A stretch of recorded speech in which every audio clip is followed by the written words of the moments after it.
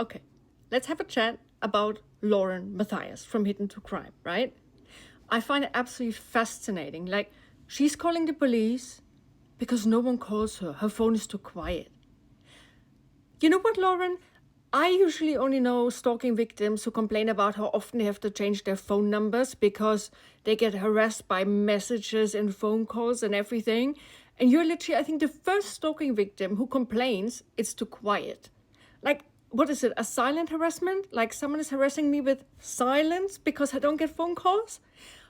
It is getting so insane. Like, I don't even know where to start with all of this. Okay, so back to square one, because I also had my fair share of run-ins with Lauren.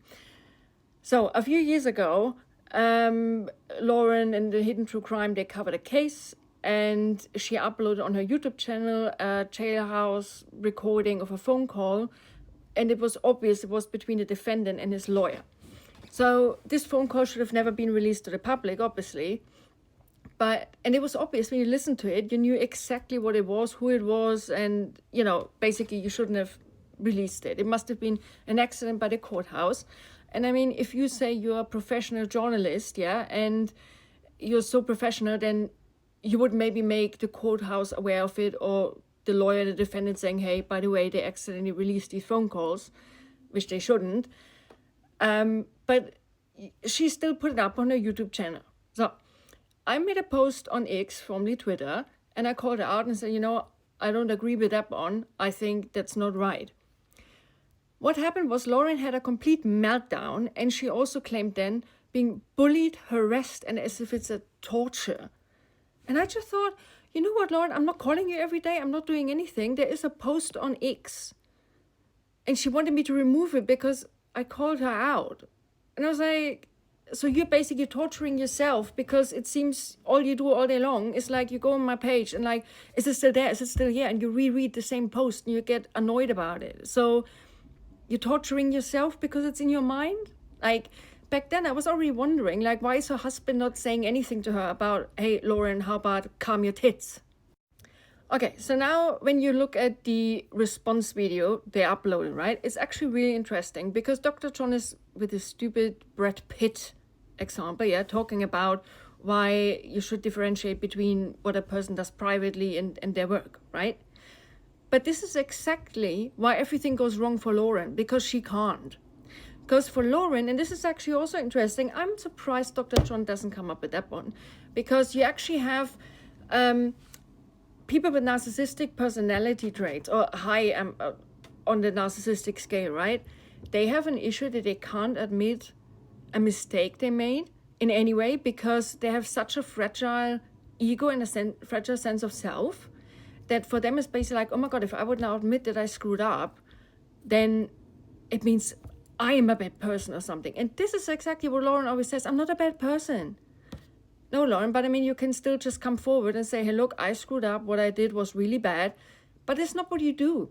And the whole time today in this video, they were just talking about, yeah, I mean, you admitted faults and stuff. No, she didn't. She was actually constantly just saying, I have no idea what I've did. And that's why so many people come forward now and saying, let me tell you what you did. Because you do not take responsibility for anything. You still say, I haven't got a clue.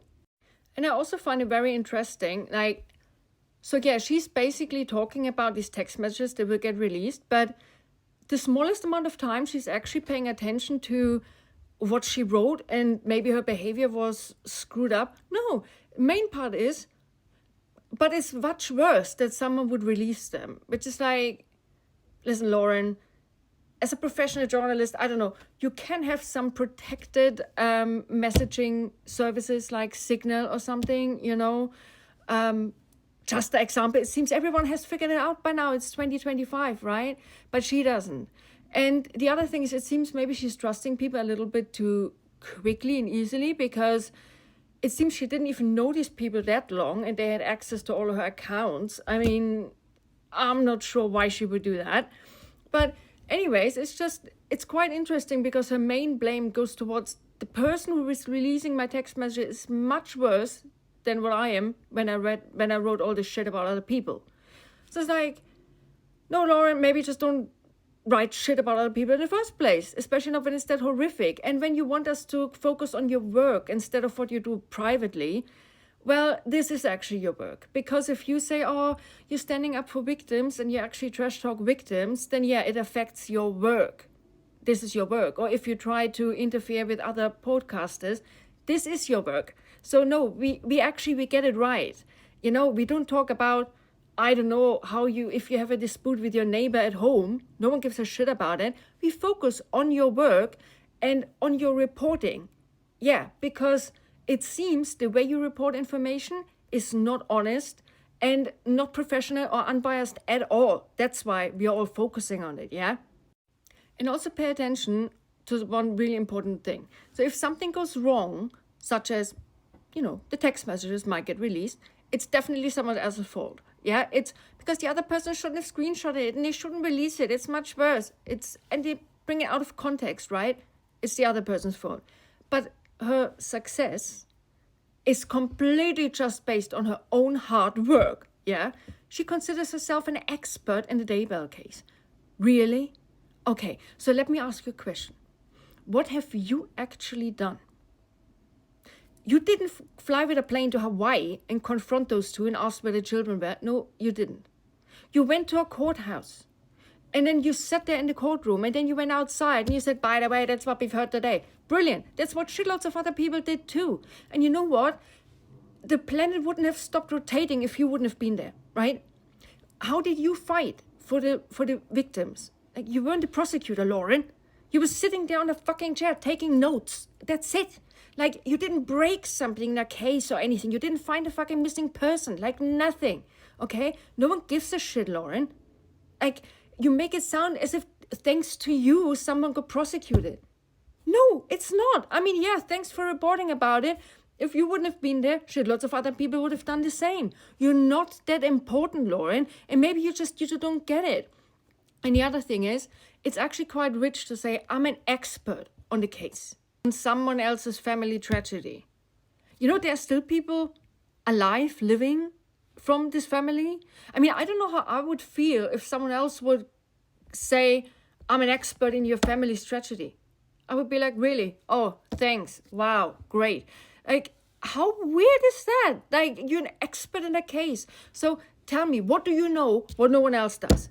What do you know what not even the family members know? What evidence do you know about but not even the police knows about? So tell me about this. What is your absolute secret that makes you an expert? Nothing. Absolutely nothing.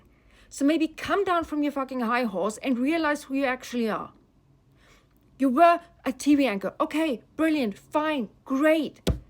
Then you were a stay-at-home mom and you got bored and you started a fucking YouTube channel. That's what it is. You're basically a blogger, a YouTuber. That's it. And also, Lauren, you said you're so proud of your hard work in the Daybell case, right? So I was just wondering, what did you actually do? I mean, you know, there are journalists out there, they actually report in war zones, they risk their lives. Or some other people who actually confronted people face to face. You, on the other hand, you said you did join Facebook groups about the Lori Vallow Daybell case. Wow. Okay, so let me summarize it for you, Lauren. You were a stay-at-home mom in front of your laptop. You did join some Facebook groups and then reported about what so-and-so posted in the Facebook groups. So that's the work you're so proud of in your career as a journalist? Wow.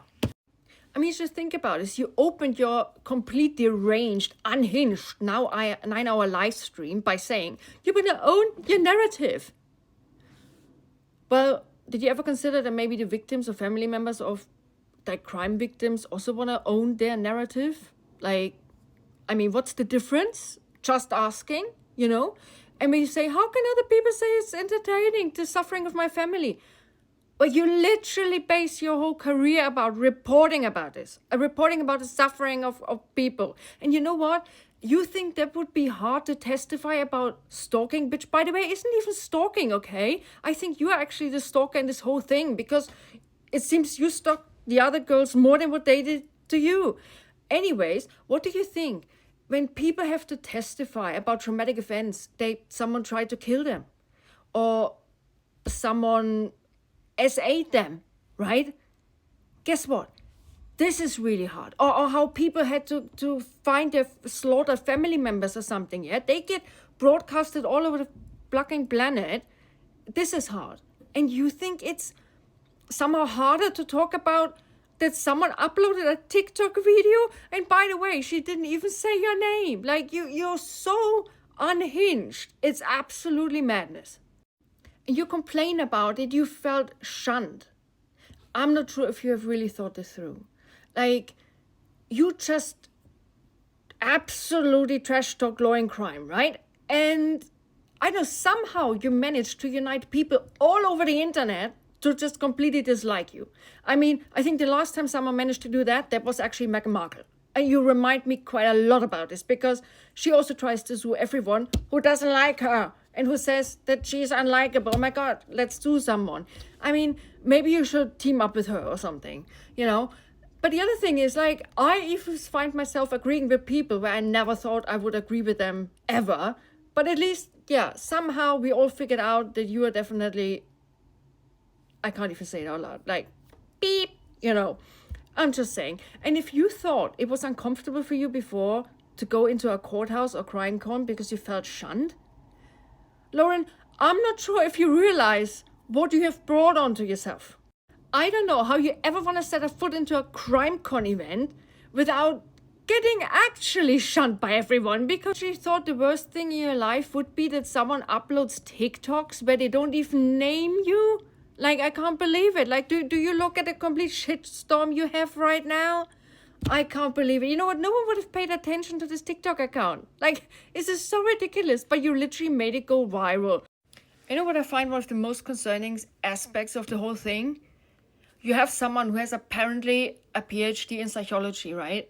And he doesn't stand up and say enough is enough and at least gets Grayson out of this whole situation. Grayson is so young. Why does this video actually look like a hostage video, right? And this weird enmeshment between Lauren and Grayson, what's even happening here? There is no professional boundary, it looks like.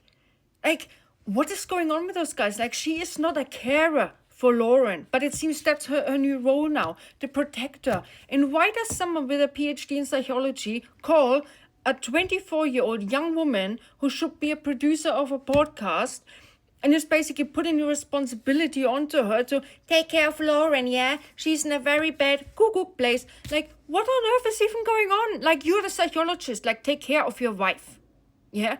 Don't put it on a 24-year-old. And just to see how paranoid Grayson got.